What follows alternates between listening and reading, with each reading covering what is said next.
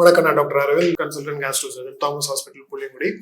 So இன்னைக்கு நான் உங்களுக்கு ஒரு பேஷண்ட் வந்து இன்ட்ரடியூஸ் பண்றேன். கரெக்டான டயத்துல நம்ம ட்ரீட்மெண்ட் பார்த்து ப்ராப்பரா நம்ம நம்பிக்கையோட இருந்தோம் அப்படின்னா இவ்வளவு நல்ல ஒரு ட்ரீட்மெண்ட் ரிசல்ட் வந்து கிடைக்குங்கிறதுக்கு ஒரு கரெக்டான எக்ஸாம்பிள் சார் வந்து நம்மள்ட்ட வரும்போது வந்து நம்மளுக்கு சாருக்கு வந்து வயிறு வலி ரொம்ப இருந்தது. வயிறு வலி, வயிறு ஊத்தம், ரொம்ப சிக்கா தான் வந்தாங்க. உடம்பு சுத்தமா முடியல, பிபி கம்மியா இருந்தது, பல்ஸ் ரேட் சுத்தமா தெரியல. ஸோ நம்ம வந்த பிறகு நம்ம பேசிக் பிளட் டெஸ்ட் எல்லாம் பண்ணி ஸ்கேன்லாம் பண்ணி பார்த்துப்போம். குடலுக்கு போகக்கூடிய ரத்த குழாயில வந்து அடைப்புறது. நம்மளுக்கு எப்படி வந்து ஹார்ட் அட்டாக் வருமோ அதே மாதிரி இது ஒரு குடல் அட்டாக்னே சொல்லலாம். அதாவது குடலுக்கு போகக்கூடிய பெரிய ரத்த குழாயில வந்து அடைப்புறது, மிசென்ட்ரிக் வாஸ்குலர் ஒக்ளூஷன் அப்படின்னு சொல்லுவோம். ஸோ அதனால என்ன ஆகும், குடலுக்கு போகக்கூடிய ரத்தோட்டம் வந்து குறைஞ்சிரும், குடல் வந்து அழுகிரும், ஒரு பெரிய போர்ஷன் குடல் வந்து அழுகி போயிடும்.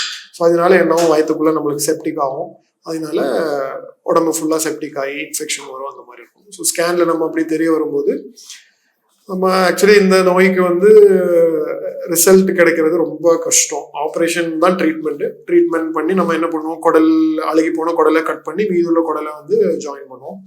எமர்ஜென்சியில் பண்ணும்போது நிறைய பேருக்கு அது ஜாயின் பண்ண முடியாது. ஸோ தற்சமயத்துக்கு குடல் வெளியில வச்சு தச்சுட்டு திரும்ப நம்ம பேஷண்ட் நல்லான பிறகு நல்லா ஆயிட்டாங்கன்னா நம்ம குடல் உள்ள திரும்ப செகண்ட் ஸ்டேஜ் ஆப்ரேஷன் மாதிரி பண்ணுவோம். ஸோ சாருக்குமே அதே மாதிரி ஒரு ஸ்டேஜ்ல ஆப்ரேஷன் தான் பண்ணோம்.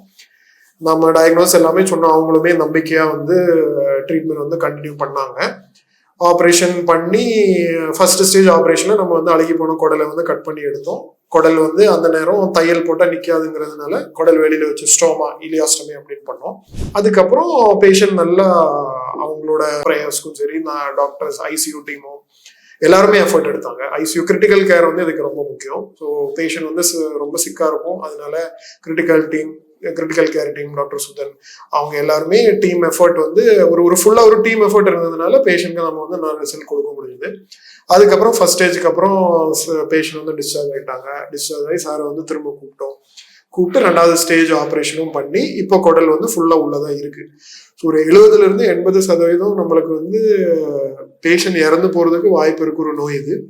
அப்படி இருக்கும்போது பேஷண்டோட ப்ரேயர்ஸ் வச்சும், பேஷண்டோட காப்பரேஷன் வச்சும், கிரிட்டிக்கல் கேர் டீமோட, சர்ஜிக்கல் டீமோட ஃபுல் எஃபர்ட்னாலையும் ஒரு நல்ல ரிசல்ட் நம்மளால கொடுக்க முடிஞ்சது. ஸோ இதை பத்தி சார் பேஷண்டே நம்மள்ட்ட வந்து பேசுவோம். முதல்ல எனக்கு வகுத்த வெளி தாங்க முடியாம இருந்தது. ராசபாளையம் ஆஸ்பத்திரி போன அங்க பார்க்க முடியாதுட்டாங்க. மறுபடியும் தாமஸ் ஆஸ்பத்திரி வந்து தாமதப்ப எந்த தாமதமே கிடையாது, நல்ல முறையில பார்த்து அதுக்கு பிற்பாடுதான் ஒவ்வொரு வீக்கம் குறைஞ்சது. ஆப்ரேஷன் பண்ண பிற்பாடு வலியும் நல்லா அரிசி தான் இப்ப நல்ல முறையில இருக்க. சாரா இல்லைன்னா தாமஸ் ஆஸ்பத்திரி வரலன்னு சொன்னாலே நம்ம பார்க்க முடியாது. அந்த அளவுக்கு நல்ல உதவி பண்றாங்க. எல்லா மக்களுமே நல்லா காப்பாத்தி விட்டாங்க. இப்போ ஆப்ரேஷன் முடிஞ்சு எத்தனை நாள் இருக்கும் உங்களுக்கு?